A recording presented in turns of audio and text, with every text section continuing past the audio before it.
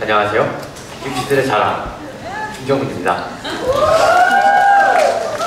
먼저 저를 응원해주신다고 저랑 옷을 똑같이 입어주신 거 정말 감사하게 생각하고 있고요. 그럼 본격적으로 발표 시작하도록 하겠습니다.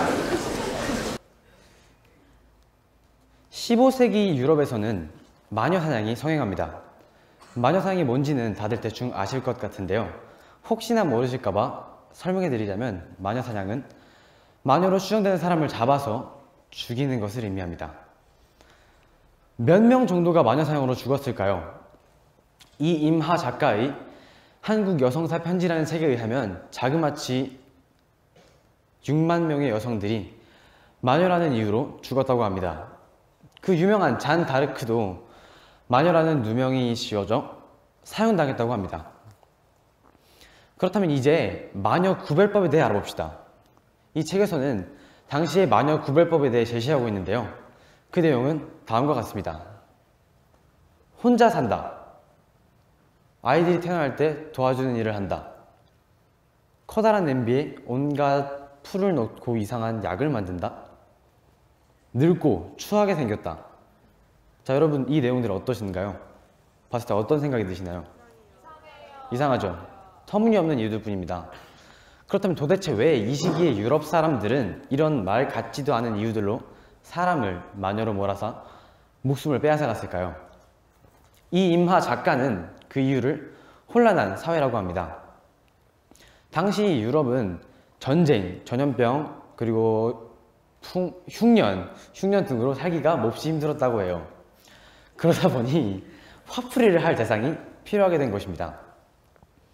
자, 제가 이렇게까지 길게 마녀 얘기를 한 이유는 무엇일까요? 제가 무슨 말을 하고 싶은 건지 대충 가늠이 오시나요? 제가 이렇게까지 길게 마녀 이야기를 한 이유는 바로 이 시기의 이야기가 우리 학교와 일부분 닮아 있다고 생각했기 때문입니다. 당시 유럽 사람들은 제가 아까 말씀드렸다시피 흉년, 전쟁, 전염병 등으로 힘들었다고 했어요. 그렇다면 우리는 뭘로 힘들까요? 많이 알고 계실 것 같은데 말해주세요. 시험, 공부, 과제, 영어, 수도 없이 많죠. 수도 없이 많습니다. 우리도 너무나도 힘든 삶을 살고 있기 때문에 그 쌓여만 가는 스트레스를 해소할 창구를 필요로 하게 된 것입니다. 우리는 주로 친한 친구와의 이야기를 통해서 이 외식도 허용되지 않고 핸드폰도 공식적으로는 허용되지 않는 빡빡한 학교 삶에서 즐거움을 찾아냅니다. 우리는 친구에게 학교에서 있었던 일에 대해서 얘기를 하다가 의도치 않게, 아니 어쩌면 의도적으로 다른 사람의 이야기를 하게 됩니다.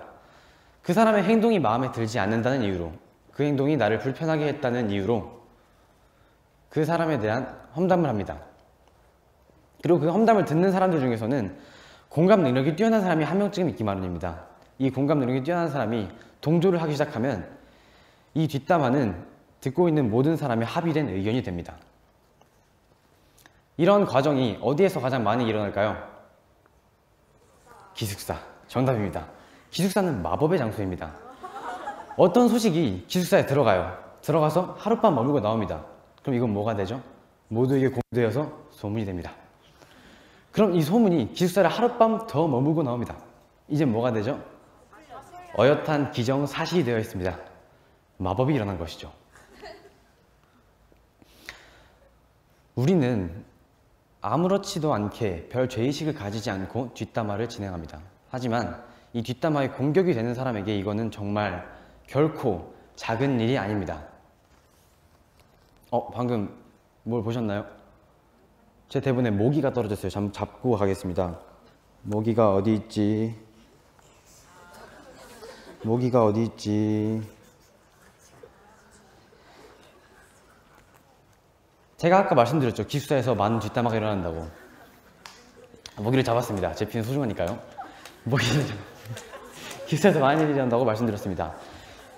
이 시점에서 저는 저 스스로에게 그리고 여러분에게 질문을 한 가지 던지고자 합니다. 친구의 뒷담화를 할 때 말하는 내용이 사실인지 당사자에게 가서 물어본 적이 몇 번이나 될까요? 여러분은 어떨지 모르겠습니다. 하지만 저는요, 여러분, 최소한 저는요, 없습니다. 이 뒷담화를 하기 전에 그 친구한테 가가지고 이 내용이 사실이지 하고 물어보는 것은 그렇게 쉬운 일은 아닙니다. 아마 여기에서는 뒷담화 자체랑 거리가 먼 분들도 계시겠지만 저 같은 분들도 분명 많이 계실 겁니다. 하지만 우리는 뒷담화하는 내용이 사실인지 확인도 하지 않고, 즉 우리가 사냥하려는 마녀가 진짜 마녀인지 알지도 못한 채로 뒷담화를 합니다. 존 스튜어트 밀은 자유론이라는 책에서 말했습니다. 남에게 피해를 미치지 않는 선까지 개인의 자유는 성립한다고 말이죠. 자, 그렇다면 누군가를 남몰래 나 혼자서 싫어하는 것은 내 자유에 해당합니다. 사람마다 성격이 모두 다르기 때문에 안 맞는 사람은 분명 존재하고 이 안 맞는 사람을 싫어하게 되는 것은 그렇게 이상한 과정이 아닙니다.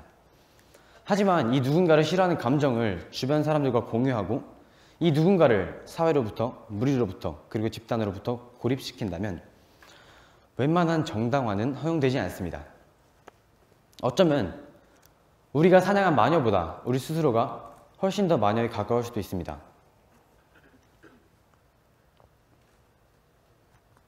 여러분, 우리가 언제까지 비난받는 개인이 아닌 비난하는 집단이기만 할까요? 우리도 모르는 사이에 우리가 도마 위에서 아슬아슬하게 춤을 추고 있지는 않았을까요? 역지사지의 마음으로 마녀의 입장이 되어본다면 섣불리 마녀 사냥에 동참할 수 없을 것이라고 믿습니다. 미추홀에서 우리 학교에서 억울한 마녀가 사라지기를 바라는 간절한 소망으로, 그리고 우리가 지내는 이 공간이 단순히 같이 공부만 하는 곳이 아니라 서로를 이해하고 더불어 성장할 수 있는 공간이 되기를 바라는 소망으로 오늘 발표를 마무리하겠습니다. 감사합니다.